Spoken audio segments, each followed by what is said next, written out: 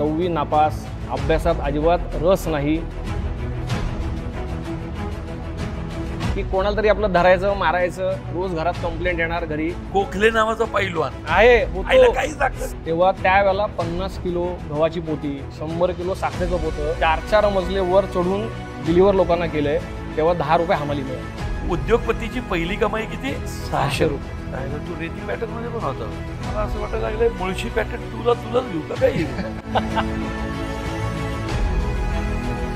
बीएमला होता. BMCC आईला admission मिळालं बीएमला, म्हणजे 10वीला चांगले मार्क असतात. जे तुमच्या हिरोनी तुमच्यासाठी मारामाऱ्या केल्या म्हणजे खरी खरी लव्ह स्टोरी झाली. आता वेळ घालवायची सवय. तिला मी प्रपोज केलं, मला आजचा संध्याकाळी सांग, नाही तर माझ्याकडे दुसरं आहे. 11 प्रपोज केलं असं दुपारी 3 वाजता आणि 6ला संध्याकाळी होकार. लग्न काय झालं, लग्न मी 21व्या वर्षी असतानाच केलं, कॉलेजमध्येच. तसं हे तर काहीच करत नव्हते गोखले, ते पैलवानकी करून आलते. तर मग तुझ्या घरच्यांनी ऑब्जेक्शन नाही घेतलं? तुला काय गॅरंटी आहे की त्याचं सगळं व्यवस्थित होणार आहे? त्या घरातून आम्हाला कुठं बाहेर काढलं. राहायला घर नव्हतं, 6-7 महिने बाबा नव्हते. आईची होती ती माहेरी गेली, बहिणीला बेंगलोरला सोडलं आणि आम्ही दोघं.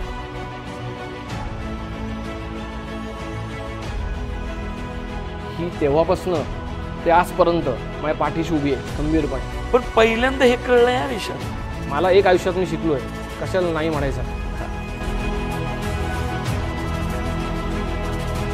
आज लोक नुसत्या पाट्या लावायच्या आहेत म्हणून लोक पाट्या लावत आहेत. नुसती कॉम्पिटिशन आहे. तुम्ही किती ऑफर देताय? 100%, 150%, 200%. मिळणार कोणाला काहीच नाही. म्हणजे ह्यांचे स्ट्रगल पाहिल्यानंतर स्वामी यांच्या पाठीशी काय सतत याचं उत्तर मिळतं. भिवू नकोस, मी तुझ्या पाठीशी आहे.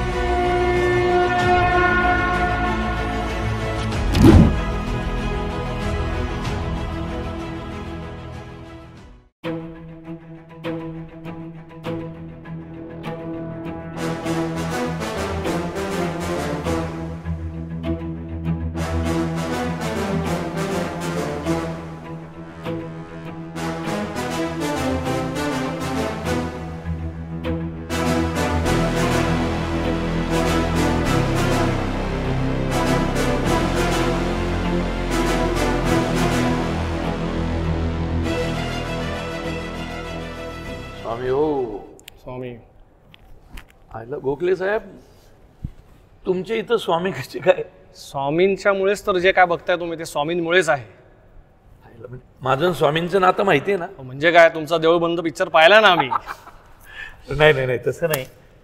पण तुला सांगतो, ज्या दिवशी स्वामी आयुष्यात आले खरं लाईफ बदलला. आणि मला आवडलं काय माहितीये का, मी खरं तर 2-3 दिवस इथं ऑफिस पाहायला येतोय, तुलाही माहिती. बरोबर.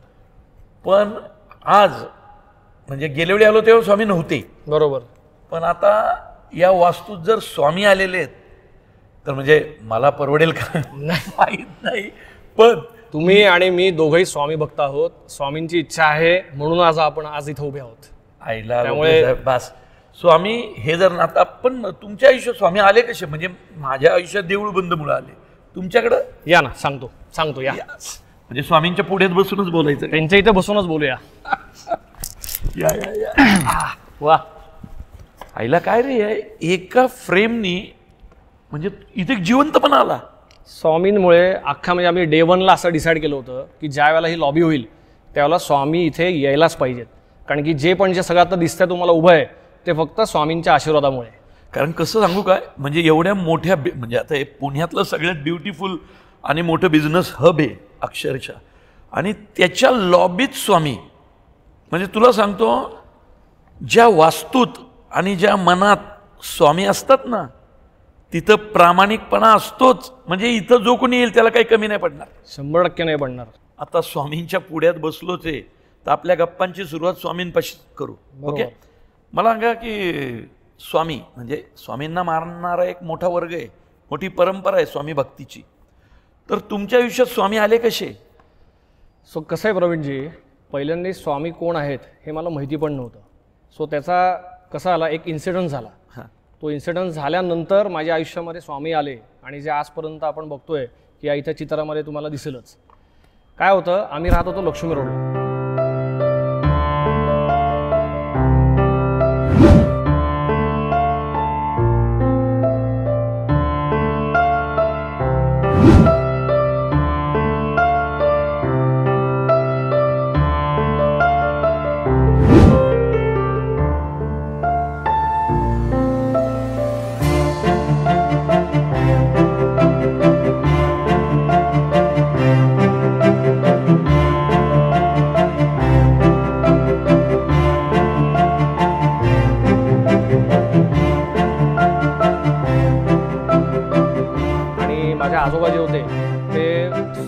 हुबेहूब स्वामींसारखेच दिसायचे, बसायची स्टाईल पासून सगळे तसेच. काय सांगतोय? आणि वयाच्या 96व्या वर्षी ते बिचारे गेले.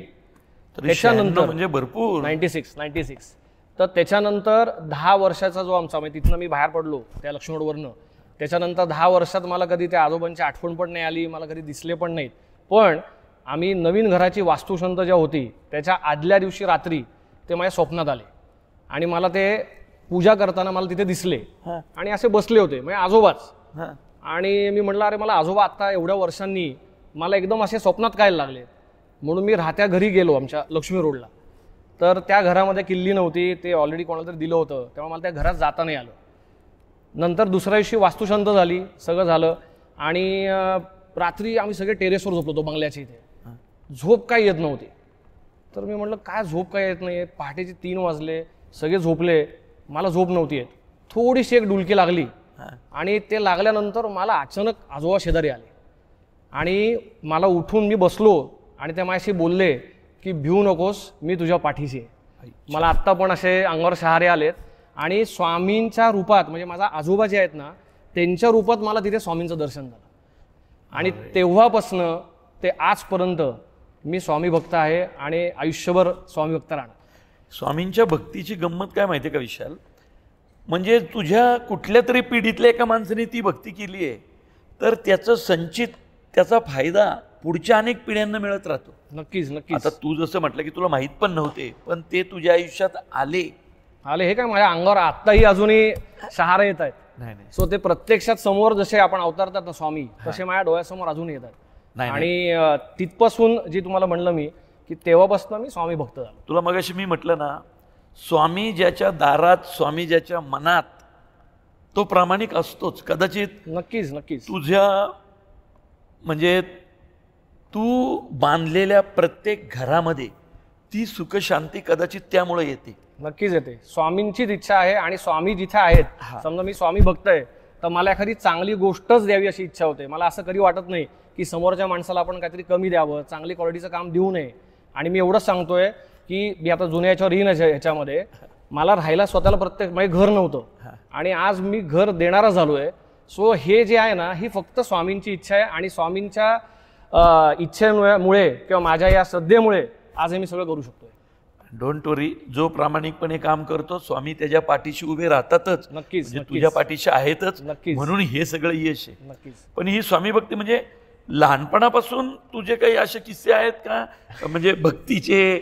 नाही भक्ती लहानपणापासून माझी भक्ती वगैरे काही नव्हती. मी कुठल्याही देवाला कधी नमस्कार केला नाही. मी देवाला कधी कुठल्या मंदिरात गेलेलो नाहीये.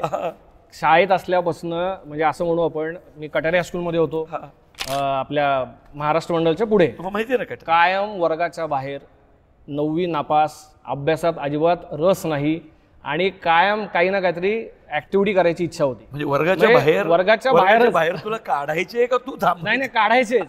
अभ्यास नाही, काही नाही. म्हणजे कसं होतं की कोणाला तरी आपलं धरायचं, मारायचं, रोज घरात कंप्लेंट येणार घरी.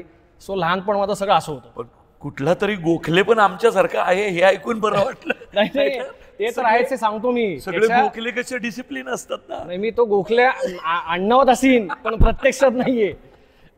दुसरा विषय असा होता की त्यावेळेला मला बाबांनी कोल्हापूरच्या तालमीत टाकलं. सो असं आहे की ब्राह्मण फॅमिली मधला एकही तालमीत कधी गेलेलं नाहीये. कोण कुस्ती? मी कोल्हापूरला होतो. कोल्हापूरला वेस्ट तालीम मध्ये होतो मी. तुला माझं माहिती आहे ना?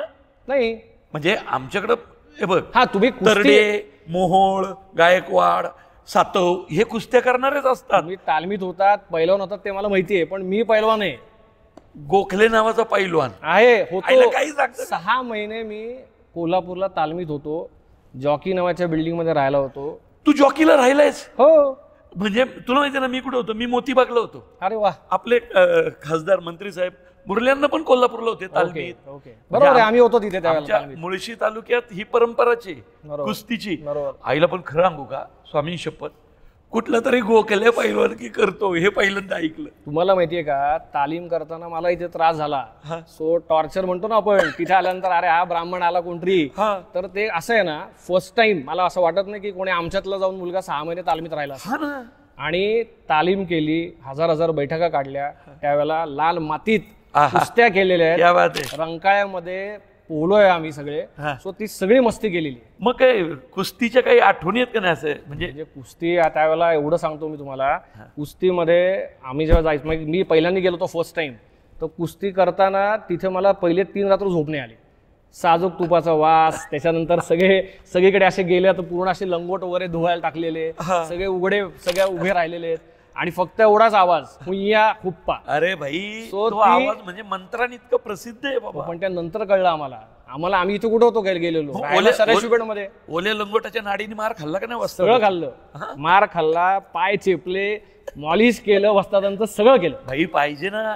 आणि मग ते दही, दूध, तूप, लोणी टाकलेलं मातीत लोळला का नाही? सगळं लोळलं. आखाडा खणला का नाही? केलं ना, आखाडा खणला, दोरीने चढलो वर, संध्याकाळच्या कुस्त्या खेळल्या, सगळं केलं. मजा होती. ज्याने आखाडा खणला त्या माणसाने नंतर अख्खं पुन्हा खणलं, बिल्डिंग बांधल्या. वा वा गोखले, मजा आहे राव. पण मला एक सांग, हे सगळं ठीक आहे, आता कुस्ती, शालेय शिक्षण आपण हे सगळं करतच असतो, पण आईला तू म्हणतो एका बाजूने मी तालमीत गेलो, कुस्ती केली, मग अचानक हे बांधकाम व्यवसाय म्हणजे हाच पहिला व्यवसाय का? सुरुवात काय शून्यातून केली? नाही, सांगतो ना मी. कसं होतं, आमचं लक्ष्मी रोडला आहे ना किराणामाचं दुकान होतं आणि दुधाची डेअरी होती.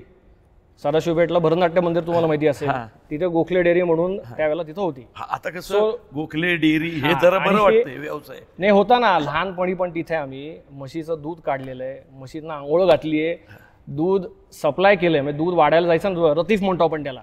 सो सायकलवरनं सकाळी दूध पण लोकांना रतीफासारखं आम्ही वाटलेलं आहे लहानपणी. त्याच्यानंतर किराणा मालचं जे दुकान होतं तेव्हा त्यावेळेला 50 किलो गव्हाची पोती, 100 किलो साखरेचं पोतं 4 मजले वर चढून डिलिव्हर लोकांना केलंय. तेव्हा 10 रुपये हमाली मिळाली. हा जुना आमचं म्हणजे लहानपणीच्या गोष्टी सांगतोय. तेव्हा ती सुरुवात होती. आणि त्याच्यानंतर करत असताना असं मला वाटलं होतं काहीतरी की बॉस मला कन्स्ट्रक्शन फील्डमध्ये यायचंय, इच्छा होती. पण अभ्यास तुम्हाला मी आता सांगितलं 9वी नापास, अभ्यासाची अजिबात आवड नाही, पण काहीतरी करायची इच्छा होती. मग ते करत असताना 12वीची परीक्षा झाली. 12वीची परीक्षा झाल्यानंतर आमच्या इथे किराणामाचं दुकान होतं, तिथे एक दूधवाला आला होता आणि जस्ट गप्पा मारताना मी त्याला विचारलं की बाबा तुमचा काय व्यवसाय काय? तर तो म्हणला दूध एक आहे, डेअरी आता आमची आहे आणि माझी विटेची भट्टी आहे. तर मी म्हणलं अरे वा, विटेची भट्टी आहे, मग बिझनेस कसा करता? तर ते मला म्हटले आमची भट्टी अशी आहे. आणि त्यावेळेला म्हणजे मी सांगतो तुम्हाला 1998ची गोष्ट आहे. त्यावेळेला विटेची 2000 विटांची गाडी यायची आणि त्यांनी मला सांगितलं की तू जर ती गाडी टाकलीस तर तुला 600 रुपये मिळतील. 12वीत होतो, 600 रुपये म्हणलं अरे वा, चांगला बिझनेस आहे ट्रेडिंगचा. काहीतरी करायची इच्छा होती, मग ती माझी पहिली सुरुवात झाली. म्हणजे पहिला पगार 600 रुपये. पगार नाही म्हणता येणार, म्हणजे पहिली कमाई, पण ती सुद्धा लगेच नाही आली. म्हणजे उद्योगपतीची पहिली कमाई किती? 600 रुपये. ती सुद्धा असं आहे 4 ते 5 महिने कंटिन्यू सगळ्यांकडे फिरलो. सगळे डेव्हलपर पुण्यातले होते, सगळ्यांकडे गेलो, एकही ऑर्डर नाही मिळाली. कारण की मला त्यातलं नॉलेज नाही. एका ठिकाणी गेलो, त्यांनी विचारलं बॉस तुम्हाला तू जे वीट टाकतोय तर विटेचा साईज माहिती आहे का? तर म्हटलं मला साईज नाही माहिती. मग तेव्हा मला कळलं की हा विटेचा साईज असतो. कारण की 12वी झालेलो, पूर्ण शिक्षण पण नाही, बी सिव्हिलचं बॅकग्राऊंड नाही. मग ते हळूहळू शिकत पहिल्यांदा वीट सप्लाय सुरू केला. ते करताना मी म्हणलं अरे वाळू पण टाकावी.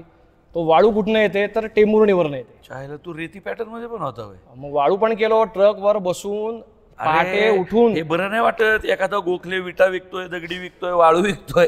नाही पण करायला लागला ना. एक लक्षात घ्या, साधं किराणाचं दुकान होतं, बरोबर आहे, त्याच्यानंतर फॅमिली बॅकग्राऊंड काही नाहीये, पण मग तुम्हाला बिझनेस करायचा आहे तर सुरुवात तर करायला पाहिजे. काय ती करायची धडपड होती. वा वा. मग वाळूचं पण सुरू केलं. वाळू करता पहाटे आम्ही जायचो टेंभुर्णीला. पहाटे 4ला ती वाळूची गाडी अख्खी भरायची आणि वाळूच्या ट्रकवर झोपून सकाळी यायचं. सो त्यावेळेला वाळूची गाडी खाली करायचो, विटा सुद्धा खाली केलेल्या आहेत. त्यावेळची मजा वेगळी होती आणि मला आवड होती. बेसिकली काहीतरी करायची इच्छा होती, जिद्द होती. मला असं वाटायला लागलं मुळशी पॅटर्न तुलाच घेऊ का काय घेऊ? नाही, मला म्हणजे तू जे भोगले म्हणजे जे केलंयस हे सगळं अरे रफटप लाईफ आहे. नाही सोपं नाही येते, सोपं नाही. एक मान्य तू पैलवान होता, पण पैलवानकीत विटांची संबंध येतोच, कारण जोर मारायला विटच ठेवत. लाल मातीत अजूनही तेच सांगतोय, खरी आपली ताकद जी आहे ती लाल मातीपासूनच आहे. त्यामुळे मातीतनं जी सुरुवात केली आहे तो माणूस डेफिनेटली पुढे काही ना कधी करणार. काय एवढा चांगला घर बांधणारा माणूस त्यामुळे आम्हाला मिळाला. स्वामी असल्यामुळेच हे सगळं छान नाही, झालं, नाही. नॉर्मल मध्ये आलं असं. मी तुम्हाला म्हटलं ना, तुमचे आजोबा जे काही स्वामींचं करायचे, त्याच्या तुम्ही ते केलं, ते संस्कार, ते संचित, ती पुण्य कुठंतरी येते, ती तुम्हाला मिळाली. आईला क्या बात आहे. म्हणजे आमच्या लाल मातीतला पैलवान वेगळ्या पद्धतीने वेगळ्या आखाड्यात खेळला. येस. वा. आईला मला आता आपण हे चला सुरुवात झाली, म्हणजे तुम्ही कसं आला बिला या गप्पांमधनं हे तर कळलं की गोखलेंनी विटांचा पण धंदा केलाय, किराणा मालाचा पण केलाय, दूध पण विकलंय, पुती पण वाहिली आहेत, आणि मग तुम्ही इकडं आला आणि तुमचं एक वेगळं आयुष्य सुरू झालं. नक्कीच नक्कीच. बालपण संपूर्ण तुम्ही मग कॉलेज लाईफ आलं. कॉलेजला कुठल्या? मी बीएमसीसी ला होतो. बीएमला होता? बीएमसीसी ला. आईला ऍडमिशन मिळालं बीएमला, म्हणजे 10वीला चांगले मार्क असणार. नाही नाही नाही, आम्ही म्हटलं ना कसं बसं पास झालो होतो मी. ऍडमिशन एवढं हे नव्हतं, शेवटच्या काहीतरी कोटा राहिला होता, त्यामध्ये ऍडमिशन मिळाली आणि बीएमसीसी मध्ये तिथनं 11वी पासून बीकॉम पर्यंत म्हणजे तिथं बीएमसीसी मध्येच होतो. एक मिनिट, म्हणजे जे तुमचं काय म्हणतात, ज्या तुमच्या धर्मपत्नी आहेत त्यांची ओळख बीएमची आहे का नंतर अरेंज मॅरेज? नाही नाही नाही, त्याचा किस्सा असा होता, माझी पहिली ऍडमिशन झाली होती एमएमसीसी ला आणि बायको होती बीएमसीसी मध्ये. मग शेवटच्या लॉट मध्ये टक्के कमी पडले होते, शेवटच्या लॉट मध्ये अगदी ऑगस्ट सप्टेंबर मध्ये मला इकडे ऍडमिशन मिळाली सेकंड लिस्ट मध्ये बीएमसीसी मध्ये. आणि तिथे आल्यानंतर मग बायकोची ओळख झाली आणि तेव्हापासून आजपर्यंत आम्ही बरोबर होत. Love marriage. स्वामींनी ती आयुष्यात यावी म्हणून मला तिकडे पाठवलं, एमएमसीसी वरनं बीएमला आणलं. म्हणजे अंतर तसं 200 मीटरच आहे, हो, पण इकडे पाठवलं. हा, यावं लागलं इकडे. क्या बात आहे. असं आम्ही बीएमसीसी ला गेलो. मी सांगू का, आता खरं तर बायकोच्या पावलांनी लक्ष्मी येते, बरोबर, लेडी लक. बरोबर बरोबर. आणि प्रत्येकाचं तसं असतं. आता तुम्हाला काय स्ट्रगल होतं का नाही आमच्यासारखं माहित नाही मला, पण आपण पुढच्या गप्पा त्यांना इन्व्हॉल्व करायचं का? लेडी लक पाहिजे ना भाई. 100% त्यांना घ्यायलाच लागेल, कारण की ऍक्च्युअल जी आहे स्टोरी ती तर झाली सुरुवातीची. लग्न झाल्यानंतरच सगळं ऍक्च्युअल सुरुवात झालेली. चला ना मग त्याची तिकडे जाऊया. या गोखले जुना फोटो आहे आमचा. नाही, पण त्या आहेत तसेच आहेत रे. काय माझ्यात बदल झाला का? वा वा वा वा. आईला नशिबवान आहे रे गोखले तुम्ही. म्हणजे मगाशी आम्ही स्वामी भक्ती आणि विषयांवरती बोलत होतो, तेव्हा पहिल्यांदा कळलं हे पैलवान पण होते. मला सांगा, कॉलेजमध्ये म्हणजे पहिल्यांदा विशालजी जेव्हा भेटले तर तेव्हा ते पैलवान होते का पैलवान होऊन आले? पैलवान अजिबात नव्हता. आता जर तुम्ही कॉलेजच्या सुरुवातीच्या दिवसाचा त्याचा फोटो पाहिला तर तुम्ही ओळखणारच नाही. एकदम सडसडीत, बारीक, अगदी मान पुढे आलेली असा तो होता. पण कोल्हापूरला जाऊन आल्यावर एकदमच फरक पडला आणि तब्येत आणि 20 ते 21 किलो वजन वाढलं होतं. कोल्हापूरला कसं होतं, आता मी तालमीत होतो म्हणून मला माहिती आहे, तिथं गेलं ना म्हणजे एखादा सामान्य सभ्य माणूस असेल ना त्याच्या अंगात पण रग येते. कारण शेवटी ते रोजच्या उठाबशा, कुस्त्या, जोर बैठका, दंड बैठका, मुदगल फिरवणं. आता गोखले ज्यावेळी जाऊन आले आणि ते म्हणतात 21 किलो वजन वाढलं, म्हणजे ती रग कॉलेज बिलेजला दिसली. मारामारी वगैरे नाही ना, मारला नाही का त्याला? झालं ना. कॉलेज म्हणजे तालमीतनं आलो मी आणि 6 महिने तालमीत होतो कॉलेजच्या पिरियडमध्ये. आल्याला असं कळलं काहीतरी कोणतरी हिची छेड काढली. पहिल्यांदा आलो, अशी ती बुलेट होती माझ्याकडे, लेफ्टवाली, लेफ्टला गेअर होता. बुलेटवरनं एंट्री केली आणि आल्यानंतर जे त्याला तुडवलाय तो डायरेक्ट हॉस्पिटलला ऍडमिट झाला होता. सो तो किस्सा वेगळा आहे कॉलेजमधला, ती मजा वेगळी होती. म्हणजे तुमच्या हिरोनी तुमच्यासाठी मारामाऱ्या केल्या, म्हणजे खरी लव्ह स्टोरी झाली आता. आणि आधीच एक किस्सा सांगतो. म्हणजे कॉलेजमध्ये असतानाच, आता समजा मी हिला प्रपोज केलं, लव्ह मॅरेज आहे, तर मला तेव्हापासून आहे ना असं मला वेळ घालवायची सवय नाही. म्हणजे काय, हिला मी प्रपोज केलं, मला आजच्या संध्याकाळी सांग, नाही तर माझ्याकडे दुसऱ्या आहेत. बाकी खरं आहे. आणि तेव्हा आम्ही होतो 11वीत, म्हणजे आमचं वय काय असेल. 11वीत काय बालपणीची लव्ह स्टोरी आहे का काय? 11वीत प्रपोज केलं असं दुपारी 3 वाजता आणि 6ला संध्याकाळी होकार घेतला. आईला बाबा गोखले काय तुम्ही, म्हणजे जसं एखाद्या प्लॉटला हात घातला गोखलेंनी की तुम्हाला पाहिजे असं झालं. तेव्हापासून सवय लागली. आईला बाबा. मग कॉलेज लाईफ प्रत्येकाचं सुंदर असतं. त्यात सुंदर मुलगी आयुष्यात आली तर अजून सुंदर असतं. नक्कीच, बरोबर की नक्कीच नाही? नक्कीच. शत्रू जास्त तयार होता कॉलेज काळात, तर मला माहिती आहे ना. पण मग मला तुम्ही सांगा, कॉलेज लाईफमध्ये आता हे जे लव्ह स्टोरी सांगतायत, म्हणजे 11वीत प्रपोज केलं म्हणताय, म्हणजे लग्न कधी केलं? लग्न काय झालं, लग्न मी 21व्या वर्षी असतानाच केलं, कॉलेजमध्येच. काय आम्ही काय परीक्षा वय पूर्ण व्हायची वाट बघत होता का? नाही काय नाही नाही नाही सांगतो याच्यामध्ये. मग आजोबा जे होते ते 96, मी मगाशी सांगितलं, त्यांचं वय जास्त होतं आणि ते नंतर असं थोडंसं जिन्यावरनं पडले होते. सो त्यांची इच्छा अशी होती की माझ्या हयातीत तुम्ही थोडं लग्न लवकर केलं तर बरं होईल, म्हणून ऍक्च्युली ते लग्न केलं लवकर. सो मी 21 होतो आणि 19 होती. अरे काय सांगताय? हा, ते एक बरं झालं, म्हणजे तुम्ही वाटच नाही पाहिजे याच्या आयुष्यात दुसरं कोणी येऊ द्यायचं. पटकन हा ठरलेलंच होतं असं मी म्हणेन की आम्ही एकमेकांच्या आयुष्यात येणं. खरं तर माझ्या घरची बिझनेस हा कोणाचा हेच नाही, सगळे बँकवाले लोक, 9 ते 5 नोकरी करायची आणि घरी एवढंच.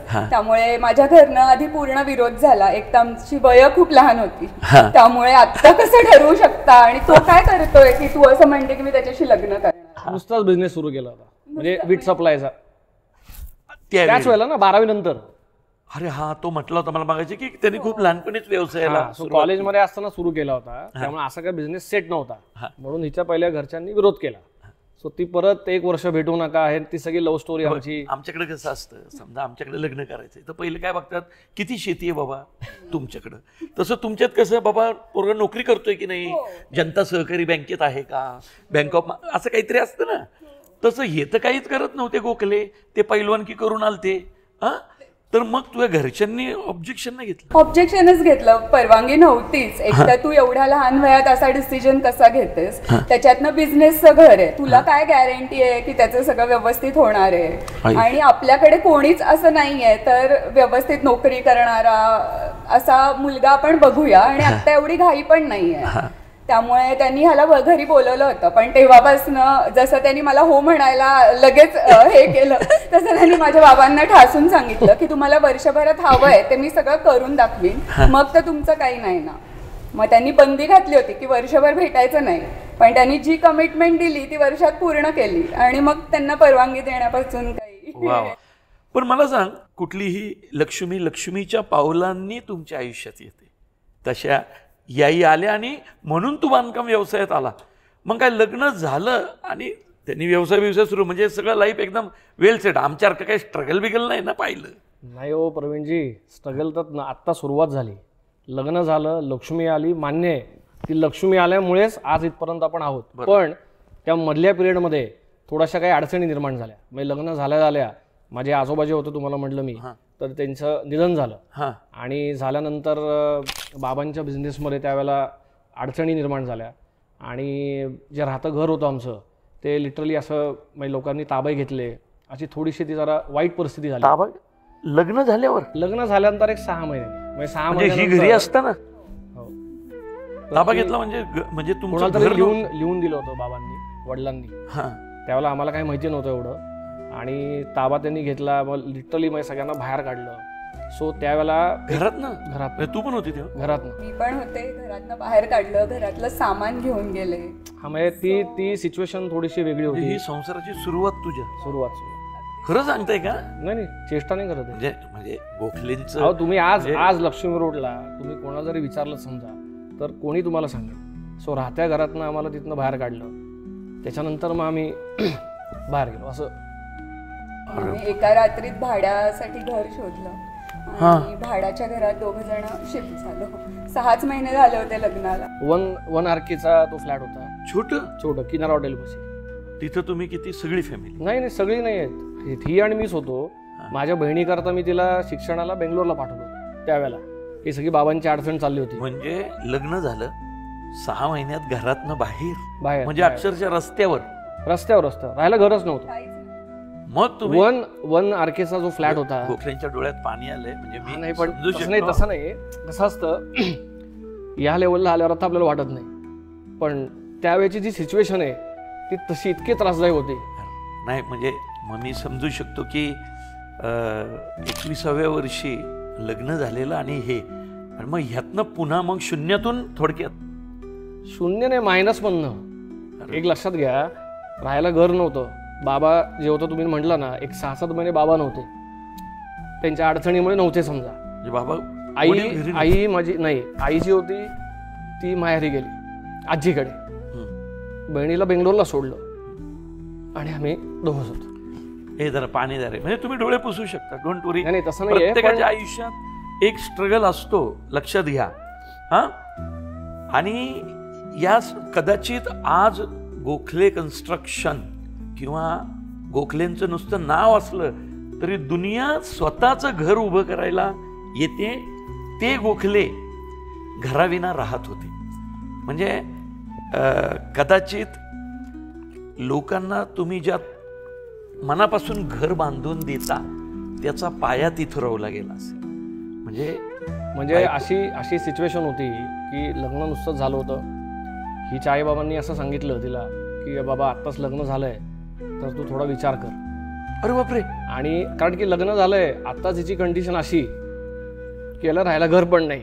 म्हणजे ती लेवल झाली होती. मला 2,500 रुपये भाडं होतं 1 RKचं. तर ते भरण्याकरता परिस्थिती नव्हती. म्हणजे किती? डेट 2,500 रुपये कसं भरायचं असं परिस्थिती होती. पण त्यावेळेला असं आहे, तुम्ही गेला माहेरी? नाही, त्यावेळेला असं आहे की मी आजपर्यंत म्हणलं ना की ही तेव्हापासनं ते आजपर्यंत माझ्या पाठीशी उभी आहे खंबीरपणे. मग ती जाऊ शकली असती. मंडळी, म्हणजे बघा, आपल्याला वाटतं की ही माणसं आभाळा एवढी मोठी दिसतात, त्यांच्या आयुष्यात अडचणी असतात नसतात, असं नाहीये. अख्ख्या पुण्यात जवळजवळ निम्म्या पुण्याला घरं देणाऱ्या माणसाला सुद्धा कधीतरी फुटपाथवरनं सुरुवात करावी लागली होती. आज म्हणजे एखाद्या माणसाच्या डोळ्यातलं पाणी खोटं बोलत नाही. आणि जाहीर ज्यावेळी तो माणूस कबूल करतोय त्यावेळी त्याची ती तळमळ, त्याचा लढा खूप महत्वाचा असतो. मस्त, प्राऊड ऑफ यू मित्रा. आणि म्हणून म्हणलं तुम्हाला मी की एखाद्याला घर देताना त्या घराची व्हॅल्यू काय असते ती माझ्यापेक्षा कोणी सांगू नाही शकणार. नाही, खरं खूप जुना मित्र आहे माझा. म्हणजे आमची लई जुनी दोस्ती आहे. मी काय, विशालजी काय, मुरली अण्णा काय, विनोद सर, आम्ही खूप जुने दोस्त आहेत. पण पहिल्यांदा हे कळलं या विशाल, म्हणजे आजपर्यंत त्याने आम्हालाही कधी सांगितलं नव्हतं की असं काहीतरी एवढं बिकट हे झालं. पण एवढी परिस्थिती आली तरी तो कधी हारला नव्हता. त्याची धडपड होती की काहीतरी करायचं. तिथनं त्याचा जिद्दीपणा, रिस्क घेणं हे तिथनंच सुरू झालं होतं. कारण का लग्न झाल्यावर ही परिस्थिती आल्यावर आम्ही दोघंच वेगळे होणं. कदाचित तुम्ही दोघं एवढे बांधलेलं राहणं याचं मूळ हे असला. म्हणजे मी लिहून देतो विशाल, कसं असतं माहितीये का, लग्नानंतर सगळंच सुबत्ता. आजकाल मला माहिती आहे की बायोडाटांमध्ये लिहिलेलं असतं की लग्न करतानाच मुलाचं घर पाहिजे, तो अमुक ठिकाणी नोकरीला पाहिजे, त्याचा FD पाहिजे, वयाच्या 21व्या वर्षी हे सगळं पाहिजे. म्हणून आजकाल लग्नच होत नाहीत, तो भाग वेगळा. पण वयाच्या 21व्या वर्षी फुटपाथवरनं पुन्हा संसार उभा केला आणि तुम्ही त्याच्या पाठीशी उभे राहिला. म्हणजे खरं सांगू का, हे एक आदर्श जोडपं म्हणून पाहिलं पाहिजे तुमच्याकडे. काय माहिती आहे का, सुरुवातीच्या काळात प्रत्येक संघर्ष करणाऱ्या माणसाला हाच त्रास भोगावा लागलेला आहे. मग त्याला अंबानी चुकलेले नाही आहेत ना कुणी चुकलेले आहेत. घरची लक्ष्मी तुमच्या पाठीशी किती खंबीरपणे उभी आहे हे महत्वाचं आहे ना. म्हणजे त्यावेळेला असं सांगतो मी की वीट सप्लाय करताना सगळ्यांना माहिती होती परिस्थिती वाईट आहे, घर राहायला नाही आहे, हे नाही आहे. त्यामुळे मला बाहेरनं वीट घेण्याकरता पण अडचणी निर्माण झाल्या. सो कोणी वीट द्यायचं असेल तर पहिले पैसे द्यायला पैसे नाहीत. सो ट्रेडिंग बिझनेस होता. मग त्यावेळेला ही भरतनाट्यम डान्सर आहे पूनम, सो तिचे काही डान्सचे क्लासेस होते. सो असं ते करून आम्ही क्लासेस घ्यायची त्यावेळी. क्लासेस घ्यायची. क्लासेस म्हणून मग काय ज्या फी येतील समजा त्यातनं ते घर आम्ही चालवायला सुरुवात केली. आणि मग तिथनं हळूहळू करत करत करत आजपर्यंत इथं पोहोचलोय. म्हणजे 2,500 रुपये भाड्या, म्हणजे खोलीचं भाडं भरायला पैसे नव्हते. तो एक किस्सा सांगतो की 500 रुपये, म्हणजे असं जरा तुम्ही त्यावेळेला 2,500 रुपये भाडं होतं. सो ते पासबुक मी अजून ठेवलंय, स्टेट बँकेमध्ये माझं अकाउंट आहे, की आम्ही दिवसा आता काय करायचं, उद्या चेक लागणार आहे आणि मग 500 रुपये कमी आहेत, 700 रुपये कमी आहेत. सो त्याच्या मागे दिवस घालवायचं. म्हणजे ते पासबुक अजून ठेवलंय? अजूनही ठेवलेलं आहे. ती तर मेन आठवण आहे. ते अजूनही ठेवलंय. आणि ते म्हणजे अजून असं म्हणलं तुम्हाला मी, आठवलं की आईला असे म्हणजे पैसे भरून चेक क्लिअर आता विशाल गोखलेंची ज्या बँकेमध्ये अकाउंट आहेत त्या बँकेवाल्यांना ते दाखवलं पाहिजे की माणूस कुठून कुठपर्यंत आलाय. वा वा वा वा गोखले. आणि मग इथून मग पहिलं काम कसं मिळालं किंवा कसं सुरू झालं सांगतो ना. कारण विश्वास टाकला कोणी. सांगतो ना. काय झालं की वीट सप्लाय करायला तुम्हाला म्हटलं तशा अडचणी झाल्या. मग हळूहळू लोकांना मी काय करायचो, वीट घ्यायचो, समोरच्या बिल्डरला भेटायचो, सांगायचो की मला आता फंड्स नाही आहेत, तुम्ही मला थोडा आधी ॲडव्हान्स द्या. मग त्याच्यानंतर मी त्यांच्याकडनं वीट घ्यायचो, पैसे घ्यायचो, असं करत करत चालू होतं. म्हणजे बांधकामात तोपर्यंत नव्हता. नाही, मला बांधकामात लहानपणापासून यायचं होतं, इच्छा होती पण पैसे नाहीत. आणि आता अशा सिच्युएशनमध्ये तुम्हाला बिल्डर माहिती आहे, एक प्लॉट जरी घ्यायचा असेल तर त्यावेळेला सुद्धा 1 कोटी रुपयाची रिक्वायरमेंट होती. अशी सिच्युएशन होती. सो काय झालं, 2004 मध्ये मला एक औंधमध्ये असं कळलं की एक प्लॉट आलाय. तर मी पुन्हा म्हणलं काय करू, तर ते म्हणले पैसे कुठून आणणार. म्हटलं प्रयत्न तर करूया. प्रयत्न करायला काय, त्यांना भेटलो जाऊन. भेटल्यानंतर म्हटलं की मला असं असं आहे. ते म्हटलं तुम्ही स्कीम कुठली केली आहेत का, तर म्हटलं नाही आहे, माझी आयुष्यातली पहिली स्कीम आहे. तर त्या आजी होत्या, प्रमिला कुलकर्णी म्हणून त्यांचं नाव होतं. त्या आजी मला म्हणल्या अरे विशाल तुझी स्कीम नाही, तुझ्यावर मी विश्वास कसा टाकायचा. तर म्हटलं मला एक चान्स देऊन बघा, तुम्हाला जे पाहिजे तुमची जी ऑफर असेल ती मी तुम्हाला द्यायला तयार आहे. आणि मग तिथनं त्यावेळेचे हुज हू बिल्डरनी ऑफर केली होती. बंगला होता परियार चौकात, सेम प्लॉटमध्ये. सो तिथनं सुरुवात करताना त्यांनी मला त्या आजीने विश्वास दाखवला. मी त्यांना म्हटलं तुम्हाला जे पाहिजे ते मी तुम्हाला त्याची जबाबदारी माझी. पण एक त्यातली मजा अशी आहे की मी वीट सप्लाय करायचो, माझी बॅकग्राऊंड होती BMCC कॉमर्स ग्रॅज्युएट. त्याच्यानंतर कन्स्ट्रक्शन फील्डमध्ये येण्याकरता काय करायला लागेल हे मला काही माहीत नव्हतं. मला त्यातलं शून्य नॉलेज, शून्य. मग त्यांनी मला असं सांगितलं त्यावेळेला की बाबा एक काम करा, हे आमचे आर्किटेक्ट आहेत, तुम्ही त्यांना जाऊन भेटा. मी त्यांना आर्किटेक्टला जाऊन भेटलो. ते मला म्हणले विशाल एक काम कर, जाऊन प्लॉटची डिमार्केशन घेऊन ये. काय डिमार्केशन काय, मला काही माहीत नाही. मी म्हटलं ठीक आहे देतो म्हणून. कशाला नाही म्हणलो. सगळ्यात महत्त्वाचं आहे ना, मला एक आयुष्यात मी शिकलो आहे, कशाला नाही म्हणायचं नाही. जे येईल त्याला काम करायचं, जे वाटेल ते करून तुम्ही चालत राहायला पाहिजे, हे त्यातलं एक शिकवण मिळाली. सो तिथनं घेतला प्लॉट, काम सुरू केलं. आता कामाला पैसे, माझीनं म्हटलं माझ्याकडे आता पैसे नाही तुम्हाला द्यायला. 1 लाख द्यायचे होते त्यावेळेला, 1 लाख डेव्हलपमेंट ॲग्रीमेंट. नशीब आजीनी पासबुक नव्हतं पण 1 लाख रुपये द्यायचे होते. तर असं त्यावेळेला पाटी लावली. बाबांचं नाव कुठे वापरता येत नव्हतं, त्यामुळे असा गोखले कन्स्ट्रक्शन ब्रँड असं मला काय लावता येत नव्हतं. त्यामुळे कुठलं तरी एक वेगळं नाव लावून पाटी लावून काम सुरू केलं. सुरू केल्यानंतर आजीने मला तिथं सपोर्ट केला की बॉ ठीक आहे चल 1 महिन्याने तू मला पैसे दे. पाटी लावली, काम सुरू केलं. मग कस्टमर्स यायला लागले. कस्टमर आल्यानंतर परत तेच प्रश्न, कोण तुम्ही, कोण गोखले, तुमची साईट कुठे आहे, कुठला प्रोजेक्ट केला.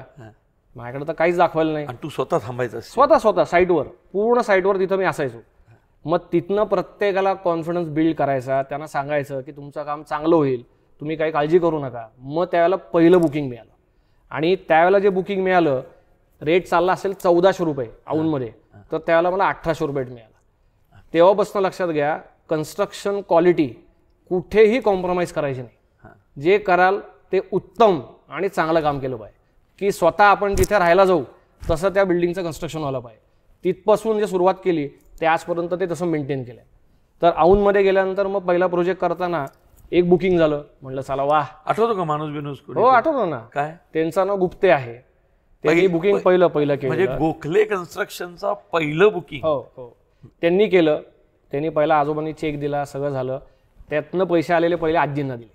ज्यांनी विश्वास ठेवला होता की म्हणलं आलेलं तुम्हाला महिन्याभरात पैसे देईन, त्यांना पहिले पैसे दिले. आणि मग तिथनं कन्स्ट्रक्शन सुरू केलं काम. त्याच्यातही अडचणी, आपल्याला काही माहिती नाही, प्लेन चेकिंगला अडचण आली, परत 2 महिने काम बंद.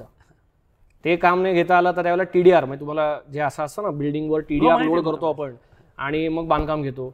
ज्यांच्याकडनं TDR घेतला त्या TDRमध्ये प्रॉब्लेम, परत 4 महिने काम बंद पडलं.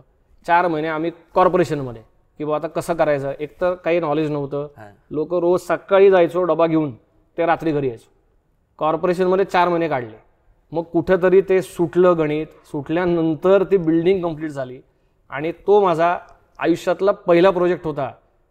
त्याच्यातही अडचणी आल्या पण तो सक्सेसफुल झाला. आणि आजही तो ईशान अपार्टमेंट नावाने औंधमध्ये परियार चौकात आहे आणि अजूनही चांगल्या आणि उत्तम कंडिशनमध्ये आहे. किती साली बांधला? 2004-05. म्हणजे टोलेजंग करिअर उभं करण्यासाठी कुठल्या तरी साईटवर तुम्हाला 24 तास उभं राहावं लागतं, जे तुम्ही उभं राहिलो. आणि शिकलो तिथे असताना तुम्हाला बघा ना, तुम्ही कॉलम साईज किती असतो माहित नाही, स्टील बाइंडिंग कसं बांधायचं ते माहित नाही. सो ते सगळं शिकलो. तिथेच ऑफिस, तिथेच सगळं बिलं द्यायचं लोकांना, तिथेच पेमेंट करायचं. ते 4 महिने बंद होतं, काय करणार. अरे बापरे. त्यामुळे तेव्हा किती बांधकाम झालं? 3 स्लॅब झाले होते. 3 स्लॅब नंतर ते थांबलं काम. ते 4 महिने कसे काढले? कॉर्पोरेशनलाच काढले. 4 महिने काढलं, बाकी काय नाही केलंय, फक्त कॉर्पोरेशन बसून काढले. तेव्हा कॉर्पोरेशन काय असतं हे कळलं. तोपर्यंत पीएमसी मध्ये मी कधी गेलो पण नव्हतं. आई शपथ. मग महानगरपालिकेच्या चक्रा दिवसभर चक्रा मारत मग नंतर ते रिझॉल्व्ह झालं आणि मग ती बिल्डिंग कम्प्लीट झाली. मला एक सांगा, ज्यावेळी हे चालू होतं बांधकाम, त्यावेळी तुम्हाला घरची परिस्थिती एकटे तुम्हाला माहित होती, बाकी कोणालाच माहित नव्हती. बाकी ते गुप्ते बिप्तेंना वाटलं असणार हे तर बिल्डर, बरोबर ना. तर ती काय परिस्थिती असायची की घरी याच्या अडचणी की 2,500 रुपये गोळा करताना त्रास, आणि इकडं तर माणूस 2.5 कोटींची स्वप्न पाहतोय, बरोबर की नाही. कारण त्यावेळी तुझी ती सगळी साईट किती कोटीची होती? नाही, त्यावेळेला फ्लॅट कितीचा होता? 12 लाख रुपयाचा. त्यावेळेला असं कोटींमध्ये फार नव्हतं काही. 2 BHK 12 लाख आणि 3 BHK 18 लाख, एवढीच ती प्राइस टॅग होती. औंध मधला प्रोजेक्ट. औंधमध्ये जे लोक आता राहतायत ते ऐकताय ना, परिहार चौकात 12 लाखात फ्लॅट मिळायचा, गोखलेंनीच विकलाय. तेव्हा ती किंमत होती. तेव्हा ती सुरुवात झाली आणि तो प्रोजेक्ट व्यवस्थित कम्प्लीट झाला. त्यातनं आम्हाला थोडे पैसे मिळाले. मग त्याच्यानंतर मग आम्ही एक 2 BHK आपण कुठं फ्लॅट बुक केला? त्या कोथरूडमध्ये, स्वतःचा. म्हणजे दुसऱ्यांना घरं विकल्यावर गोखलेंनी स्वतःसाठी घर घेतलं. राहायला घर कुठं होतं? आम्ही भाड्याच्या घरात राहत होतो. आणि त्याच्यात सुद्धा असं आहे की पहिला फ्लॅट घेतला होता 9,85,000 रुपयाला. 1 लाख रुपये या धंद्यातनं आले, टोकन म्हणून बिल्डरला दिले त्या समोरच्या माणसाला. हाऊसिंग फायनान्स होत नाही. सगळे मिळून प्रॉफिट किती आला? त्यावेळेला 32 लाख प्रॉफिट झाला मला. वाह. पहिल्याच ह्याच्यामध्ये सगळ्यांचे देऊन आजी खुश. एकदम. क्या बात. सो तेव्हा झाला तो. स्कीम चालू होती ना, पण 1.5 वर्ष चालू. गोखलेच्या आजी आहेत का अजून? नाही. आईला रे. म्हणजे त्यांना फॅमिली आहे, पण त्यांनी डेव्हलपमेंट पाहिली 100%. म्हणजे आणि भेटतात पण, म्हणजे ते येऊन भेटतात पण. मला पहिला ज्यांनी फ्लॅट घेतलाय तो माणूस आजही भेटतो. पहिले जे त्यांचे फॅमिली मेंबर्स आहेत ते मला आजही भेटतात. आईला बिल्डरचं खरं यश हे की पहिली साईट तुम्ही ज्यांच्या बरोबर केली ती माणसं जर तुम्हाला आजही तितक्या प्रेमानं भेटत असतील म्हणजे तुम्ही सच्चे आहेत. नाही तर ज्यांच्याबरोबर कामं केली ती माणसं भेटत नाही रे भल्यांना. म्हणजे भेटावं असं वाटतच नाही ते व्यवहार पाहता. आणि तुम्ही ज्यांच्याबरोबर पहिली साईट केली ती माणसं आजही तुम्हाला भेटतात, तुम्ही त्यांना जाऊन भेटता. इथं तुमच्या कामाची पोचपावती आली. नक्कीच. आणि मग तिथून औंधमधनं सुरुवात प्रवास कुठं आला? ती सुरुवात झाली. मग आम्ही फ्लॅट घेतला. तो फ्लॅट घेताना पण 6 महिने हाऊसिंग लोन झालं नाही. HDFC बँकेतनं त्याला अप्लाय केलं होतं. म्हणजे किती लोकांना? काही नाही. म्हणजे त्या बिल्डिंग मध्ये 15 लोकांना तर फ्लॅट विकले होते तुम्ही? विकले होता ना. बरोबर. 15 लोकांना घर दिलेल्या माणसाला घर मिळत नव्हता. सो 2005 मध्ये 2 BHK आम्ही फ्लॅट घेतला. तो तिकडनं इकडे शिफ्ट झालो. म्हणजे 4 वर्ष भाड्याच्या घरात राहिलो. नंतर मग इकडे 2 BHK घेतल्यावर महात्मा सोसायटीमध्ये तो फ्लॅट अजूनही आहे. तो विकलेला नाहीये. ती सुरुवात आहे आमची. मग तिथे एक अटॅचमेंट आहे ना अजून? आहे. पोराला माहितीये का नाही तर पोराला वाटायचं आपलं असंच आहे सगळं. नाही. दाखवलं ना ते घर आहे, त्याच घरातला जन्म आहे. कारण कसं आहे, आता बिझनेस तो सांभाळणार आहे. त्याला कळलं पाहिजे की आपल्या बापाला हे घर घेताना फार जीव कासावीस करावा लागला. कसं आहे म्हणजे ते पण पक्के राहतात ना. नक्कीच. सो ते झाल्यानंतर बऱ्याचशा आम्ही काय केलं, एक तर आपलं ब्रँड नव्हता. तुम्हाला म्हटलं की गोखले कन्स्ट्रक्शन किंवा विशाल गोखले यांना कोणी ओळखत नव्हतं. सो ज्या डेव्हलपर्सला मी बीट सप्लाय केली होती, मी त्यांना रिक्वेस्ट केली की माझ्याबरोबर एक तुम्ही साईट करा. तर त्यातला एक जो डेव्हलपर होता अण्णाछत्रे नावाचा, त्यांनी मला सांगितलं की चल विशाल आपण एक प्रोजेक्ट करूया. पण तो म्हणला प्लॉट 2 आणायचा. आता एस्टॅब्लिश डेव्हलपर तो आणलं, आपण जर काही आणलं तर तो आपल्याबरोबर करणार. म्हणून मी त्या प्लॉटच्या शोधात लागलो. तर MIT कॉलेज पशी एक सुमधूर नावाचा बंगला आहे, त्याच्या आता बिल्डिंग झाली आहे. तर त्या बिल्डिंगमध्ये MB जोशी नावाचे गृहस्थ होते, आजोबा होते. आणि मी त्यांना जाऊन भेटलो. म्हटलं काका तुमची बंगला डेव्हलप करायचा आहे, तर म्हटलं तुम्ही मला प्लीज एक चान्स द्या. ते म्हणले तू साईट कुठे केली आहेस? तर म्हटलं मी औंधमध्ये परिहार चौकात प्रोजेक्ट केला आहे. ते मला म्हटलं एकच. म्हटलं एकच केला काका, आता सुरुवात आहे माझी. तर त्यांच्या घरामध्ये गेल्यानंतर आहे ना, एक बॅक साईडला असं एक पेंटिंग आहे आणि त्या पेंटिंगवर लिहिलं होतं परसिव्हरन्स. ते मला कायम जायचे ना तर मला आल्यावर म्हणायचे विशाल असे पेंटिंगकडे हात दाखवायचे. म्हणजे ते परसिव्हरन्स थोडक्यात काय त्यांचं म्हणणं आहे, अजून वेळ आली नाही थांब. बरोबर. म्हटलं ओके काका तुम्ही मला सांगाल.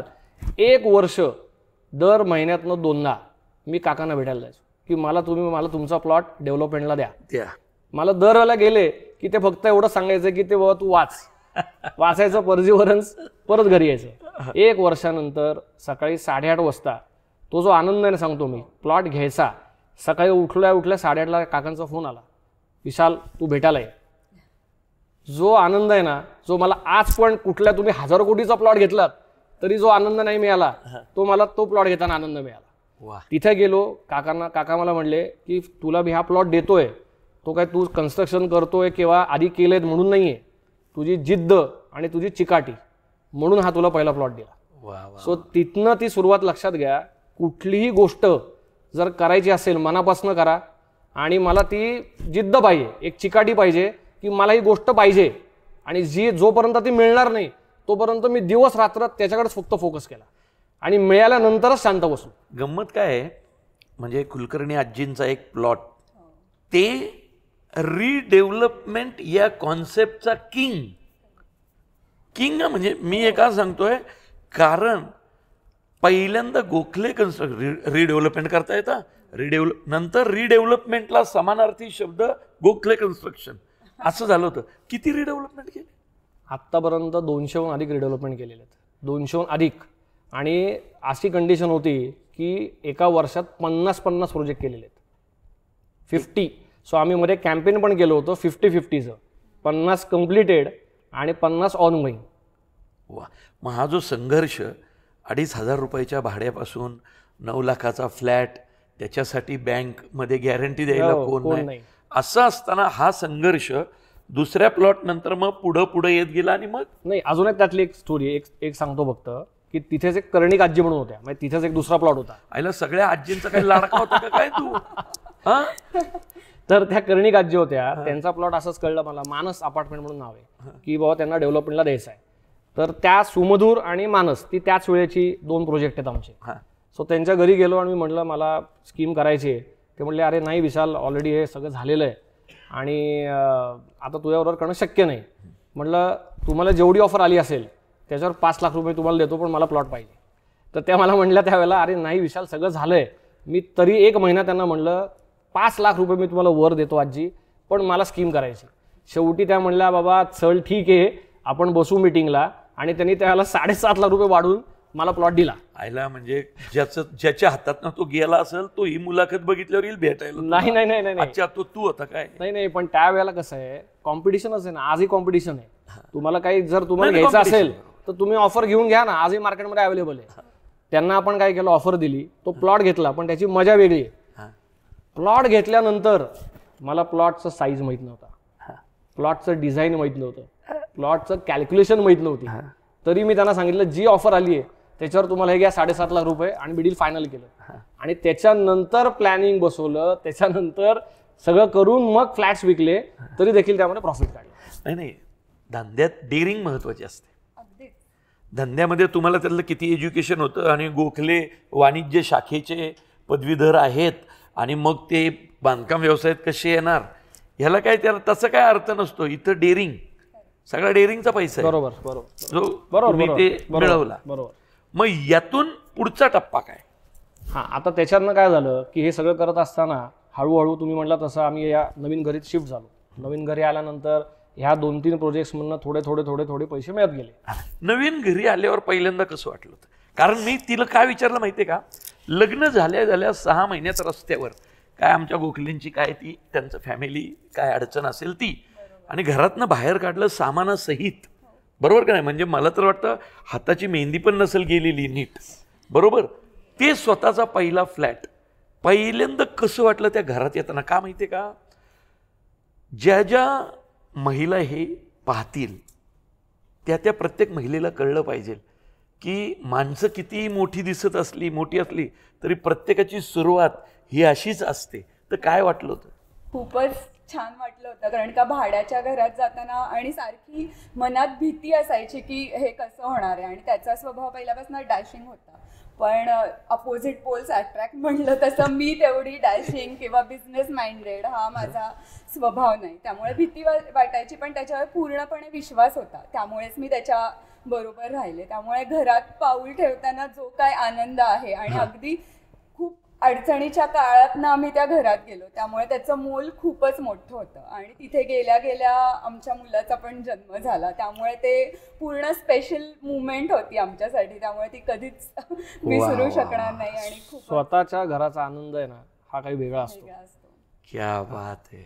म्हणजे बघा ना, गोखले दाम्पत्याची ही स्टोरी ऐकल्यानंतर मला तुकाराम महाराजांचा एक अभंग आठवला. संसाराच्या तापे तापिलो मी देवा, करिता या सेवा कुटुंबाची, म्हणून या तुझे आठवले पाय, येगो माझे माय पांडुरंगे. म्हणजे लक्षात ठेवा, स्वामींची शक्ती किंवा स्वामींची कृपा इथं कळते, जे तू सुरुवातीला बोलला. आणि तुम्ही पण खूप मोठ्या स्वामी भक्त आहेत. हो, तर स्वामींची ही कृपा तुमच्या संसारावरती अशीच कायम राहील, कारण स्वामींच्या मनात जे असतं प्रामाणिकपणा तो तुमच्यात आहे. तर तो असाच ठेवा. आणि तुम्ही आमच्या दोस्ताच्या पाठीशी उभे राहिला, म्हणजे कठीण काळात पण, त्याबद्दल तुमचे धन्यवाद. जरा आता आम्ही आमच्या दोस्ताला पुढच्या प्रवासाला घेऊन जातो. आम्हाला थोडीशी म्हणजे हे द्यावी, सूट द्यावी जायची. चला गोखले बुवा, चला पुढच्या प्रवासाला चला. तर मंडळी, हे असं आहे. आता आपण गोखलेंच्या म्हणजे मिसेस गोखलेंना भेटलो. प्रत्येकाच्या संसाराची गोष्ट ही सारखीच असते आणि ती तुम्ही ऐकली, त्यामुळे हे आपल्यासारखेच आहेत, वेगळे कुणी नाहीच आहेत. आणि सगळ्यात महत्त्वाचं, एका बांधकाम व्यावसायिकाची मुलाखत किंवा गप्पाटप्पा एवढ्या रंगतील असं वाटलं नव्हतं. म्हणजे मजा येते. तर मला सांगा, गोखले कन्स्ट्रक्शन हा जो एवढा मोठा ब्रँड आहे, म्हणजे गोखले कन्स्ट्रक्शन नावाचा एवढा सुंदर आनंद आमच्या आयुष्यात कसा आला? तो आनंद ह्या प्रोजेक्ट मधनंच आला. कर्वेनगरला आनंद नावाचा एक प्रोजेक्ट मी केला 2010 साली. सो त्या प्रोजेक्टची पण एक गंमत आहे की पहिलाच गोखलेच्या अंडर केलेला तो प्रोजेक्ट होता. तिथे कॉपरेटिव्ह सोसायटीमध्ये, मनीषा कॉपरेटिव्ह सोसायटी आहे, त्याच्यामधला तो प्लॉट होता. सो ते कसं परपेच्युअल लीज असतं, म्हणजे 999 वर्षाची सोसायटीची NOC असते आणि ते सगळं त्याप्रमाणे NOC मिळते आणि काम सुरू होतं. काम सुरू केल्यानंतर इंटरनल त्यांच्या काही वादामुळे सोसायटीनी त्याच्यावर स्टे ऑर्डर आली. काम करताना चाले इथे आहेच का स्टे? सारखा स्टे आहेच आहे. काम थांबल्याच्या पुढे जातच नाही. काम थांबलं, पण गोखले नाही थांबले. थांबून चालणारच नव्हतं. तर तिथे परत स्टे आला. त्याच्यानंतर तिथे मध्येच एक आंब्याचं झाड होतं आणि त्यावेळेला आता तुम्हाला माहिती आहे, झाड म्हटलं की ते NGT वाले आले, ग्रीन ट्रिब्युनलवाले, सगळे बाकीचे लोक येतात. झाड काढण्याकरता ऑफिशियल परवानगी घेतली आणि त्याच्या बदल्यात तिथे 20 झाडं लावली पण मी. पण तरी देखील काही ना काही अडचणीमुळे तिथे परत ते काम थांबलं. आंब्याच्या झाडामुळे थांबलं. त्याच्यानंतर सोसायटीमुळे थांबलं. सो तिथे परत 4 ते 6 महिने कॉपरेटिव्ह कोर्टामध्ये जाऊन बसायचो. स्वारगेटला होतं ते, तिथे कोर्टात जायचं, थांबायचं. पण ठीक आहे, एक एक्सपिरियन्स येत गेला. तिथनं मग हळूहळू परत सगळ्या गोष्टी शिकत गेलो आणि तो प्रोजेक्ट त्यातनं क्लिअर होऊन झाला आणि त्यातनं प्रॉफिटही मिळाला. पण त्या मनाने, म्हणजे सुरुवात होती पहिली, आपण म्हणलं औंधपासून सुरुवात केली, औंधपासून येते तर कर्वेनगरला आलो, त्यातनं पैसे मिळाले. पण आता तुम्हाला डेव्हलपर व्हायचं असेल तर तुम्हाला माहिती आहे की साधारण इन्व्हेस्टमेंट खूप असते. तर नाही, पण मला एक सांगा, त्या ज्या आंब्याने एवढा त्रास दिला त्या सीझन मध्ये आंबा खाल्ला का नाही? खाल्ला ना. आंबा खायची पण भीती वाटत नाही, खाल्ला. आंबा खाल्ला. आपण सगळं काम व्यवस्थित केलं होतं, कुठलं इलिगल काम केलं नव्हतं. आंबे खाल्ले, अजूनही खातोय. तर तिथनं ती सुरुवात झाली म्हटलं मी. पण आता कसं आहे की काम करताना त्यावेळेला पैसे कमी होते आपल्याकडे आणि आपल्याला बिल्डिंग करायच्या होत्या. तर सगळ्यात सोपा मार्ग काय होता, तर तुम्हाला रिडेव्हलपमेंट करायची. आता रिडेव्हलपमेंटमध्ये कसं होतं, मी आधीचं सांगतोय, आत्ताची परिस्थिती वेगळी आहे. त्यावेळेला सगळ्यात कमी इन्व्हेस्टमेंट ती रिडेव्हलपमेंटमध्ये होती. कारण कसं, लोकांची जुने घरं होती. त्यात सगळ्यात महत्त्वाचं काय होतं माहिती का, विश्वास. आणि तो विश्वास संपादन करणं त्यावेळेला सगळ्यात महत्त्वाचं होतं. माझी ही कर्वेनगरची दुसरी साईड झाली. पहिली तुम्हाला म्हटलं औंधमध्ये केली होती. त्यावेळेला लोकांना कन्व्हिन्स करायचं, सगळे सिनियर सिटीजन जे होते त्यांना सांगायचं की तुम्हाला मी नवीन घरामध्ये तुम्हाला व्यवस्थित मी परत फ्लॅट देईन आणि तुम्हाला ताबा देईन. म्हणजे कसं आहे, स्वतःचं घर सोडा आणि ते मला द्या. सो तो जो विश्वास होता त्यावेळेला 2010 नंतर तो मी विश्वास संपादन केला आणि मग रिडेव्हलपमेंटमध्ये जो काय हात घातला आणि लोकांनी विश्वास ठेवून मी 12 महिने 15 महिने आणि 18 महिने एवढ्या स्पीडनी हायेस्ट त्यावेळेला असं होतं की फास्टेस्ट डिलिव्हरी गोखले कन्स्ट्रक्शन करतं. खरं सांगू का तुम्हाला, म्हणजे मी त्या काळात घर घेण्याची स्वप्न पाहणारा मुलगा होतो, बरोबर की नाही? सेम काळ तुम्ही 2010 म्हणताय, त्या वर्षी माझं लग्न आलंय म्हणून माझ्या ते चांगलं लक्षात आहे. गंमत अशी, रिडेव्हलपमेंट ही दुधारी तलवार आहे ना. म्हणजे ती जर नीट वापरली तर तुम्ही जसं आता द गोखले झाला तसं होतं, नाहीतर बरबाद पण होता आहे ना. कारण एखाद्या माणसाला त्याच्या घरातनं काढायचं आणि नवीन घर घेण्याचं स्वप्न दाखवायचं. कित्येक लोकांनी फसले पण त्यात आहेत ना. पण रिडेव्हलपमेंटला समानार्थी शब्द म्हणजे गोखले कन्स्ट्रक्शन असं झालं होतं. नक्कीच झालं नाही, अजूनही आहे. म्हणजे अजूनही करता? अजूनही करतो रिडेव्हलपमेंट. पण तेव्हा आणि आत्ताच्या ह्याच्यामध्ये खूप बदल आहेत. म्हणजे आता कसं आहे, मी तुम्हाला सांगितलं जर्नी करताना त्यावेळेला इन्व्हेस्टमेंट कमी होती, तुम्हाला चांगलं काम चांगलं देऊन लोक कन्व्हिन्स होत होती. आता सिच्युएशन थोडीशी वेगळी आहे. तर आपण आपल्या ह्याच्यावर जाऊया. 2010 नंतर ते 2012 पर्यंत तेवढ्या मधल्या पिरियडमध्ये जवळपास मी 50 ते 70 रिडेव्हलपमेंटचे हँडओव्हर केले. किती? 50 ते 70 रिडेव्हलपमेंट. आणि स्पीडमध्ये म्हणजे रात्रंदिवस कामं चालायचे, रात्रंदिवस. म्हणजे मी घरात सकाळी जे बाहेर पडायचो ते डायरेक्ट रात्री 1 शिवाय घरी नाही यायचो. म्हणजे लग्न झाल्यानंतर जो तुम्ही साईटवर, मी मगाशी गमतीत म्हटलं की बिल्डर जर 24 तास साईटवर उभा असेल तर ते विशाल काय, म्हणजे विशाल काय शब्द म्हणून तुला योग्य आहे ना, मान्य. ते विशाल काय करिअर जे उभं राहतं बरोबर, ते त्याच्या जीवावर. म्हणजे तू इतक्या बिल्डिंग बांधल्यानंतरही स्वतः थांबायचास. आजही थांबतो, आजही थांबतो. आणि ते सुद्धा असं आहे की एखादा हातात कुठलं काम घेतलं तर कम्प्लीट होईपर्यंत आजही माझी साईटवर व्हिजिट असते. आणि आमची टीम जी रेडी केली आत्ताची त्याला पूर्ण ट्रेनिंग आहे. मी जसं म्हटलं ना मगाशी तुम्हाला, स्वतःचं घर एवढीच संकल्पना सांगितली. कुठलंही बांधकाम करताना स्वतःचं घर स्वतः करता बांधताय एवढं फक्त डोक्यात ठेवायचं, तर ते काम उत्तम. क्या बात आहे, क्या बात. मग नंतर 2012 पर्यंत एवढ्या सगळ्या रिडेव्हलपमेंट कम्प्लीट केल्या. त्यातलं चॅलेंजेस तुम्ही आता जसं म्हणलात की नाही, किती चॅलेंजेस रिडेव्हलपमेंटमध्ये होते. सिनियर सिटीजन, कोणाचे फ्लॅटचे ताबे द्यायला म्हणजे मॉर्गेज केले होते बँकेकडे, ते रिझॉल्व्ह करणं. कोणाचे त्यावेळेला डिवोर्स झाले होते ते सॉल्व्ह करणं. रिडेव्हलपमेंट म्हणजे अख्ख्या तुम्हाला काही जर करायचं असेल ना कोणाला, तर रिडेव्हलपमेंट करावं. आयुष्यातले सगळं नॉलेज तुम्हाला मिळेल. अशी लग्न पाहावे करून, घर पाहावे बांधून आणि रिडेव्हलपमेंट पाहावी करून. एक्झॅक्टली तसंच आहे. आता मला सांग, मला अजून आठवतंय, कारण ती माझी बायको सतत माझ्या मागं असायची, गोखले कन्स्ट्रक्शनला घर घ्या गोखले. पण तुझ्या त्या बिल्डिंगचा तो थाटमाट बघूनच जवळ यायची पण भीती वाटायची रे. म्हणजे असं नाही आपल्या गमतीने म्हटलं, कारण ते इतकं सुंदर असायचं सगळं. कारण मला आठवतंय मालकौन्स अपार्टमेंट होतं पुढे फाट्यावर, तिथं पण केलं होतं ना, नवरात्रीत केलं. ही नवरात्रीत कन्स्ट्रक्शन ही काय भानगड होती तुझी? सांगतो ना. कसं असतं आता की तुम्ही तुमच्याप्रमाणे प्रोजेक्ट तुम्ही सुरू केले, पण कसं आहे, नवीन संकल्पना आणणं फार गरजेचं आहे. लोकांना काहीतरी नवीन लागतं. तुम्ही जर नवीन काय इनपुट आणलं तर लोकांना आवडतं. त्यावेळेला मला एक असाच विचार आला होता की बाबा नवरात्रीचे 9 दिवस असतात, तर आपण प्रत्येक दिवशी एक नवीन प्रोजेक्ट लॉन्च करू आणि प्रत्येक दिवशी एक प्रोजेक्ट हँडओव्हर करू. असे सलग 13 वर्ष मी करतोय, नवरात्रीचा कॅम्पेन करतोय. अजूनही करतोय. या नवरात्रीत पण काहीतरी होणार 100% आहे. म्हणजे 9 प्रकल्प वेगळे तर वेगळे करायचेच हँडओव्हर, पण ह्या याच्यामध्ये नवीन 9 लॉन्च करायचे आणि नवीन हँडओव्हर करायचे. सो ती संकल्पना सुरू केली आणि आजही नवरात्र = गोखले कन्स्ट्रक्शन हे इक्वेशन झालेलं आहे. त्यामुळे ती सुरुवात केली. नंतर मग 2000 तुम्ही म्हटलं तसं एकदा या 2 वर्षात स्कीम केल्या सगळ्या. करताना पहिलं जे ऑफिस करायचं होतं मला प्रभात रोडला ऑफिस करायचं. ते करताना इन्कम टॅक्स लेन जी आता आहे, सो तिथे पहिला प्लॉट घेतला. कायमप्रमाणे पैसे नाहीत. मग त्यावेळेला मला पहिला सपोर्ट जो केला तो केला बुलढाणा कोऑपरेटिव्ह बँकेने. त्यांचं प्रभात रोडला जी आता शाखा आहे तिथे शिरीष देशपांडे म्हणून जे आहेत त्यांनी मला मदत केली. पहिले तिथे मला प्लॉट घ्यायला पैसे जे दिले ते त्यांनी दिले. देशपांडे बुलढाणाचे. आणि त्यांचे चेअरमन जे आहेत राधेश्याम चांडकजी, त्यांनी पूर्ण सपोर्ट केला. सो राधेश्याम चांडकांना ओळखतात. तर तिथनं ती सुरुवात झाली. सो मला बुलढाणा बँकेचं असोसिएशन 2012 पासून ते आजपर्यंत आहे. म्हणजे देशपांडे नावाचा कोणी माणूस आला तरी एकदम भरभरून येत असेल.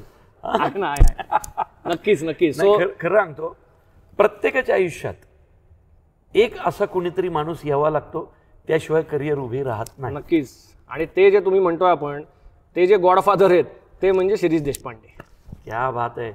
शिरीष देशपांडे म्हणजे मी तुम्हाला ओळखत नाही, पण ज्यावेळी ही मुलाखत पाहाल त्यावेळी आत्ताचा एवढा यशस्वी बांधकाम व्यावसायिक किती भरभरून बोलतोय तुमच्याबद्दल. म्हणजे असे देशपांडे प्रत्येकाच्या आयुष्यात यावं. म्हणजे स्वामींनीच त्यांना पाठवलंय असं मला वाटतं, आणि कायम मला ते मदतीला उभे राहतात. आजही ते मला कायम मदत करतात. क्या बात आहे. आणि एक सांगतो, एवढं मोठं झाल्यानंतर आपल्याला ज्यांनी सुरुवातीला मदत केली त्या माणसाचं नाव इतकं भरून घ्यायचं, हे एक अजून मोठं लक्षण आहे. राईट. म्हणजे देशपांडे साहेब, तुमचे म्हणजे त्यावेळेचं जे काही तुमचं म्हणणं असेल की मी या माणसाला बाबा का मदत करतोय, ते सार्थक झालं एवढंच सांग. त्यांचा अजून एक किस्सा आहे, तो नंतर पुढच्या ह्याच्यात सांगतो. बरं, त्याच्यानंतर मग काय झालं, 2012 मध्ये इथे आपण एक कोथरूडमध्ये पलाडियम नावाचा जो प्रोजेक्ट होता, हा, तर प्रोजेक्ट आला. आणि पलाडियम नावाचा प्रोजेक्ट नको रे म्हणू बाबा, स्वप्न होती लोकांची त्या पॅलेडियम मध्ये घर घ्यायचं. म्हणजे आज ती बिल्डिंग पाहिलं लोक यायची. म्हणजे तुला तर माहितीच असेल, आजही कुणी सिटी प्राईडला सिनेमा बघायला आलं तर त्या बिल्डिंगकडे पाहत जातं. माहिती आहे ना? माहिती आहे ना. पण त्याच्या मागचा किस्सा असा आहे, तोही प्लॉट होता बहिरे राठींचा. तर प्लॉट घेताना असं होतं की त्यांना पहिलं डाऊन पेमेंट करायचं होतं, आणि परत आपली सिच्युएशन तर माहिती आहे, ऑलरेडी बँकेने इकडे मदत केली होती, आणि त्यावेळेला त्यांना 30 कोटीचं पेमेंट करायचं होतं. किती? 30 कोटी. अच्छा. पैसे नाहीच. साल किती? 2012.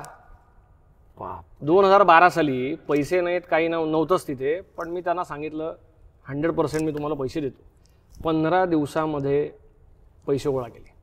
तो जो एक कॉन्फिडन्स होता. म्हणजे मंडळी बघा बरं का, म्हणजे औंधला केलेलं प्रोजेक्ट जेव्हा त्याच्या पासबुकवर 1,500-2,000 हजार रुपये होते, तिथपासून ते इथे आकडा बदलत गेला, पण माणसाची जिद्द नाही बदलत गेली. तरी इथेही डेअरिंग खेळलीच का? केलीच ना. सो ती करणं गरजेचं होतं, आणि मला एक होता की मी ते करीन. म्हणून मग तो प्लॉट झाला, त्यांना पेमेंट पण केलं, आणि आज तुम्हाला दिसते ती बिल्डिंग अख्खी उभी राहिलेली. सो ती एक मजा होती वेगळी. त्यातनं ऍक्च्युली 30 कोटी आले कसे, उभी केले कसे? लोकांकडनं मागितले. दुसरं कोण देणार मला? सो काही लोकांकडनं मागितले. त्या लोकांनी मला माझ्या ट्रस्टवर, विश्वासावर. डेव्हलपमेंट नव्हती? नाही, हा प्लॉट विकत घ्यायचा होता. ओ, म्हणजे डेव्हलपमेंट नाही. पहिली जी इन्व्हेस्टमेंट केली मी ती ह्या प्रोजेक्टमध्ये, पॅलेडियम मध्ये. सो ती पहिली, ते सुद्धा बाहेरनं पैसे लोकांनी मला दिले, ट्रस्टनी त्यांच्याकडनं आणले, आणि मग तो प्लॉट घेतला. पण डील करताना त्यांना मी काय बोललो नव्हतो असं की माझ्याकडे पैसे नाहीत म्हणून. मी त्यांना म्हणलं की मी तुम्हाला पेमेंट देतो, आणि 15 दिवसाची कमिटमेंट होती, ती फुलफिल केली. तुझा आवडता हिरो कोण आहे रे? खरं सांग. म्हणजे मी तू आत्ता जे सांगतोय ना त्याच्यावरनं मला हे कुठंतरी सिमिलर वाटतंय. मला पर्सनली जर म्हणलात तुम्ही, तर मला त्रिशूल पिक्चर तुम्ही जर पाहिला असेल अमिताभ बच्चनचा, मी त्याच्यासाठी विचारला. तर तो पिक्चर माझा आवडता पिक्चर आहे. आणि त्यातला जो डायलॉग आहे तो मी मला कोरिलेट करतो. म्हणजे कसा, आज मेरे पास फूटी कौड़ी नहीं है और मैं 5 लाख का सौदा करने आया हूँ. मैं 5 लाख का सौदा करने आया हूं और मेरी जेब में 5 फूटी कौड़ियां भी नहीं है. लेकिन मैं यकीन से कह सकता हूं कि अगर आप ये जमीन मुझे दे देते हैं तो आपके ये 5 लाख आपको 15 दिन में मिल जाएंगे. सो हे मला का कोरिलेट होतं, कारण की मी पण आजपर्यंत असंच करत आलोय. जायचं तिथे व्यवहार करायला, डील करायचं, पण मला एवढं 100% माहिती आहे की पुढची पैशाची जबाबदारी मी करू शकतो, आणू शकतो. त्याप्रमाणे तो प्लॉट घेतला. आणि त्याच्यानंतर मग आज तुम्ही जिथं आपण बसलोय, हा JBB प्रोजेक्ट आता आपण घेतला, त्याच्या मागची पण एक स्टोरी सांगतो मी.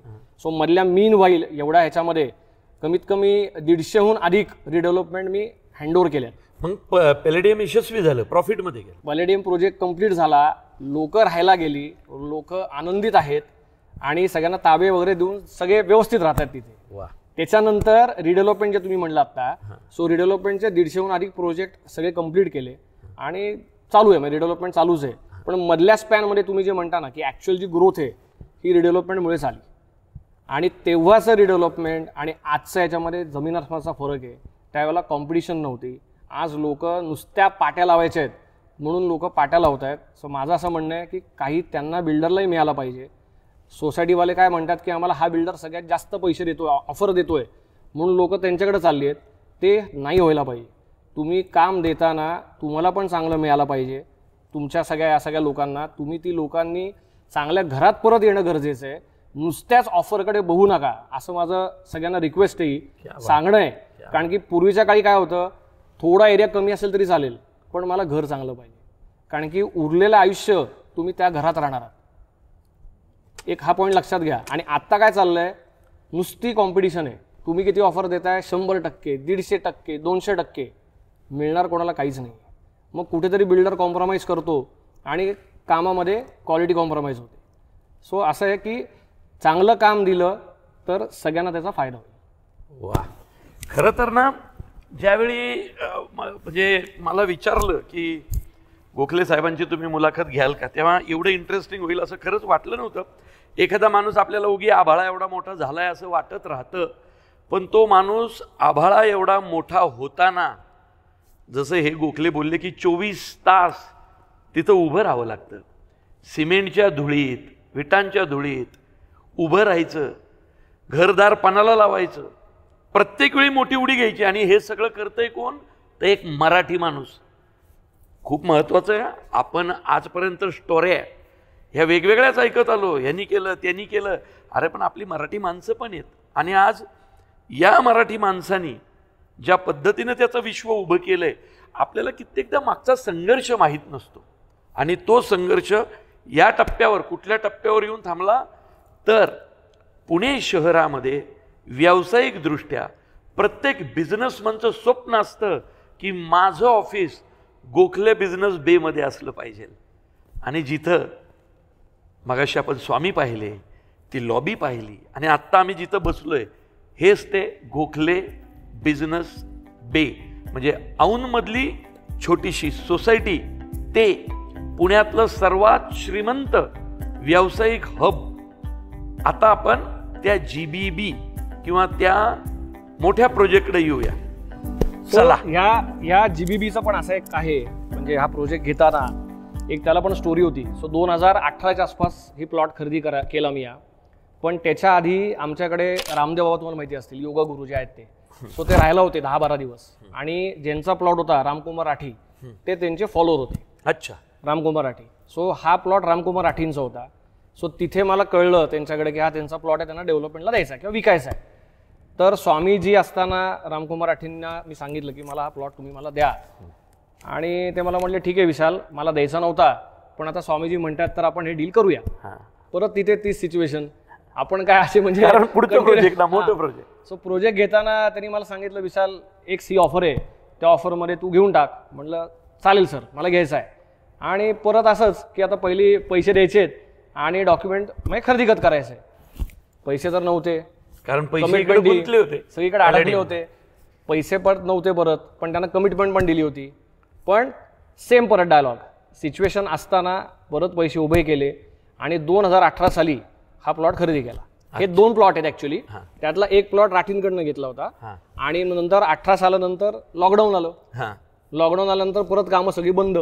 तू लॉकडाऊनचा विषय काढलाय तर मला खरंच सांग, लॉकडाऊन मध्ये तू सर्वाइव्ह कसा झालास आणि हे एवढं मोठं प्रोजेक्ट लॉकडाऊन नंतर कसं काढलं? आता सगळ्यात महत्त्वाचं असं होतं की ऑलरेडी इकडे आता आपण काम सुरू केलंय, इथनं कसे बसे इकडनं तिकडनं पैसे आणले होते. काम करायला पैसे नव्हते, पोझिशन टाईट होती. परत दुसरा प्लॉट आला, कसा घ्यायचा? मग त्याला परत तुम्हाला मगाशी ज्यांचं नाव घेतलं ते म्हणजे शिरीष देशपांडे. परत देशपांडेची रिएंट्री झाली. त्यांनी मला 2.0. मग त्यांनी मला सांगितलं विशाल की तू काळजी करू नकोस. ते स्वतः बहिऱ्यांकडे आले आणि त्यांनी त्यावेळेला पेमेंटची जबाबदारी घेतली आणि तसा तो दुसरा प्लॉट माझा लॉकडाऊन 2 मध्ये आला. सो माझं म्हणण्याचं असं आहे ना, दरवेळेला तुम्ही प्रयत्न करत राहा. स्वामी त्यांच्या रूपात कोणाला कोणातरी पाठवतात. हा मला आजपर्यंतचा अनुभव आलेला आहे. ते आले, बस तो दुसरा जो प्लॉट आहे तो प्लॉट आपण घेतला आणि आता हे दोन्ही कन्स्ट्रक्शन सुरू होऊन आज आपण आता हे बघतोय की लॉबी पण रेडी झालेली आहे. अशी ही सगळी बॅकग्राऊंड, अशी सगळी स्टोरी. आता मी पण 4 वेळा आलो इथं. आता माझंही स्वप्न आहे खरं ऑफिस घ्यायचं. तुला माहितीये ना माझं स्वप्न काय आहे इथं ऑफिस घ्यायचं? सिटी प्राईड कोथरूड म्हणजे आमच्यासाठी मंदिर आहे, कारण आमचा सगळा व्यवसाय सिटी प्राईड मध्ये होतो. जेव्हा ही साईट सुरू झाली खरं तर ते एवढं लॅविश आणि एवढं भारी आहे. तर प्रत्येकाचं स्वप्न. तसं माझं स्वप्न की चायला या बिल्डिंगमध्ये जर आपलं ऑफिस झालं तर त्याच्या केबिनमध्ये बसून आपल्या पिक्चरचं पोस्टर बघता आलं पाहिजे, मुळशी पॅटर्न 2, नाही का, असं वाटतं. नक्कीच. आणि मी तिकडं माझा विचार चाललाय त्या बाजूला. ओके. तर जरा कृपा करा आमच्यावर जरा. नक्कीच नक्कीच, मोस्ट वेलकम. तर मंडळी हे आहे ते असं आहे. कसं आहे, GBB गोखले बिझनेस बे, हे असे जर प्रोजेक्ट उभे करायचे असतील ना तर ही अशी कुठली तरी शक्ती तुमच्या पाठीशी असावी लागते. आणि ते प्रामाणिकपणे काम केलं की अशा शक्ती पाठीशी उभ्या राहतातच. तर गोखले साहेब, तुम्ही ते सगळं अचीव केलं आणि तुमचा हा सगळा प्रवास होऊन पाहिला. खरं तर आता मला तुमच्या भविष्यातल्या स्वप्नांकडे यायचंय. म्हणजे हे झाल्यानंतर ही तुम्ही स्वप्न पाहणार असाल मोठी तर म्हणजे तुम्हाला नक्कीच दादच दिली पाहिजे. पण खरं सांगतो, वाटलं नव्हतं एवढी मजा येईल. खूप मजा आली. तर अशा तऱ्हेने लोकांच्या घराचं स्वप्न पूर्ण करणाऱ्या गोखलेंचं पुढचं स्वप्न काय आहे हे ऐकायला जास्त म्हणजे मला तर इंटरेस्ट आहे, नाही समोरच्यांना पण आहे, म्हणून म्हटलं. सो आत्तापर्यंतचा प्रवास तुम्ही सगळ्यांनी पाहिला असेल, म्हणजे ऐकला असेल. तर अजूनही काही आयुष्यात गोष्टी करायच्या राहिल्या आहेत, म्हणजे चांगल्या पद्धतीने. सो आज पुण्यामध्ये साधारण रेसिडेन्शियलच्या याच्यामध्ये मॉडेल कॉलनी आहे, प्रभात रोड आहे, कोथरूड एरियामध्ये आत्ता आहे. सो आम्ही आत्ता बाणेरमध्ये पण येतो आहे. सो रेसिडेन्शियल झोनमध्ये कमीत कमी 50 ते 60 लाख स्क्वेअर फूट हे आत्ता आम्ही येत्या 2 ते 3 वर्षात लॉन्च करणार आहे. आणि कमर्शियल जे आत्ता तुम्ही म्हणलात, डेक्कनला आत्ता एक प्रोजेक्ट चालू आहे आणि आम्ही आत्ता मुंबईमध्ये महालक्ष्मीला पण एक प्रोजेक्ट चालू करणार आहे. सो गोखले कन्स्ट्रक्शनचं उद्दिष्ट असं आहे आता की चांगल्यातल्या चांगलं कन्स्ट्रक्शन आणि मॅक्सिमम लोकांपर्यंत पोहोचून त्यांना चांगल्या घरांचा ताबा द्यावा. मॉडेल कॉलनीतलं जे तुमचं स्वप्न आहे त्याचं नाव काय त्या प्रोजेक्टचं? सो नाव अजून डिसाईड नाही केलं ते, पण तो गोखले कन्स्ट्रक्शनमधला सगळ्यात रेसिडेन्शियल मोठा प्रोजेक्ट असेल आणि साधारण तो 150 मीटर राऊंड अबाउट 40 ते 45 मजल्यापर्यंतचे 6 टॉवर असतील त्याच्यामध्ये.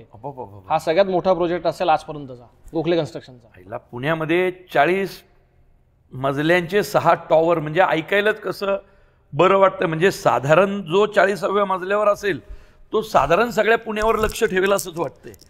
मला पहिल्यापासून एक स्वप्न होतं की उंच इमारत, उंच बिल्डिंग बांधावी आणि असं मला वाटतंय की ते स्वप्न तिथं पूर्ण होईल. क्या बात आहे. म्हणजे ईगल व्ह्यू जे आपण म्हणतो तो आपल्या सगळ्यांना पाहायला मिळेल. वाह गोखले साहेब, तुमची सगळी स्वप्न पूर्ण होत. कारण काय माहिती आहे का, ही स्वप्न पूर्ण झाली तुमची म्हणजे एक मराठी माणसाचं स्वप्न पूर्ण झालं अशातलं आहे. कारण काय, या व्यवसायात येणारी किंवा पुढेही वेगवेगळ्या व्यवसायांमध्ये जाणारी जी तरुण पोरं आहेत ना, तरुण पोरं, त्यांच्यासाठी तुमचा हा प्रवास खूप प्रेरणादायी असेल. मला सांगा, या तरुण पोरांना, या व्यवसायात येणाऱ्या तरुण पोरांना तुम्ही काय सल्ला द्याल किंवा काय सांगाल? हे बघा, एक सगळ्यात महत्त्वाची गोष्ट अशी आहे की रिस्क टेकिंग ॲबिलिटी. एखादी कुठलं गोष्ट असेल, तुम्ही जर रिस्क घेतलीत तर एक तर सक्सेस होईल नाही तर फेल्युअर होईल, पण रिस्क ही घेतली पाहिजे. हे सगळ्यात मला महत्त्वाचं असं वाटतं की आपण सांगणं गरजेचं आहे. आणि दुसरी गोष्ट अशी आहे की एखादा तुम्ही डिसिजन घेतलात की तो पूर्ण केला पाहिजे. फेल्युअर येईल नाहीतर सक्सेस येईल, पण तो करणं गरजेचं आहे एवढं मला नक्की वाटतं. कारण की कुठेतरी काहीतरी करायचं असेल तर माणसाला डिसिजन घेऊन त्या दिशेने वाटचाल करावी लागेल. रिस्क घेतली पाहिजे, हा एकच शब्द लक्षात ठेवा. रिस्क है तो इश्क है. आय क्या बात आहे. आत्ता खरं मॅडम पाहिजे होते. रिस्क है तो इश्क है, क्या बात आहे. लक्षात ठेवा, काय आहे, संकटांपासून पळू नका. जेवढी संकट अंगावर घ्या, कारण संघर्ष, माझ्या मते गोखलेंकडे पाहिल्यावर एक छान वाक्य मला सुचतंय की संघर्षातून समृद्धीकडे. बरोबर का? नक्कीच नक्कीच. संघर्ष केल्याशिवाय काही नाहीये.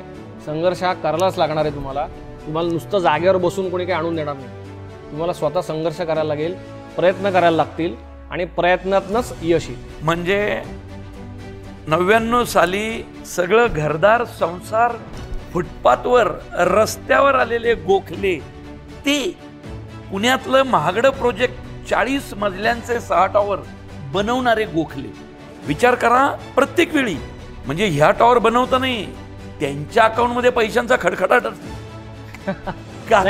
नाही, त्याचा मुद्दा सांगतो मी. एक जे नवीन आता सगळे डेव्हलपर्स आहेत किंवा जे आता कामं करत आहेत त्यांना मला एक सांगायचं असं आहे की कॅशफ्लोला कायम बिल्डर लोकांना अडचणी असतात. पण माझं असं म्हणणं आहे ज्यांना अडचणी आहेत तोच आज भविष्यात सक्सेसफुल झालेला आहे. कारण की खात्यामध्ये पैसे नुसते ठेवून त्याच्यात जर कुठे आपण रिइन्व्हेस्ट नाही केले तर त्याचा कोणाला काही बेनिफिट होत नाही. त्यामुळे कॅशफ्लो सगळ्यात महत्त्वाचा आहे. जिथे कॅशफ्लोची चणचण आहे तो डेव्हलपर सक्सेसफुल. गुजराती मारवाडी लोक व्यवसायात यशस्वी का, याचं हे उत्तर आहे. पैसे अकाउंटमध्ये ठेवायचे नाही, ते जो धंदा करतोय त्या धंद्यात इन्व्हेस्ट करायचे. एक्झॅक्टली. वा.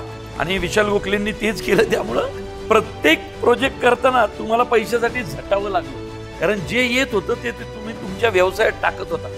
सो माझं असं म्हणणं आहे की झटायला लागणं हीच एक सक्सेस स्टोरी आहे. जर तुम्हाला गरजच नाही पडली काही करायची तर ते फेल्युअर आहे असं माझं म्हणणं आहे. सो नवीन जनरेशनला मी एवढंच सांगतोय, तुम्हाला पैशाची अडचण जाणवत असेल तरी काही काळजी करू नका. तुम्ही राईट पाथवर आहात, तुम्ही त्या दिशेने जात राहा, तुम्हाला सक्सेस नक्की मिळेल. क्या बात आहे.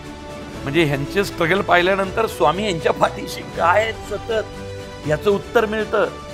भिवू नकोस, मी तुझ्या पाठीशी आहे. पाठीशी आहे. वाक्यच ते, तू चालत राहा, मी तुझ्या पाठीमागे उभा आहे. वा वा वा वा. आता एकदा दोघं मिळून आपल्या सगळ्या प्रेक्षकांना सांगू हेच वाक्य. चला. भिवू नकोस, मी तुझ्या पाठीशी आहे. श्री स्वामी समर्थ. स्वामी ओम.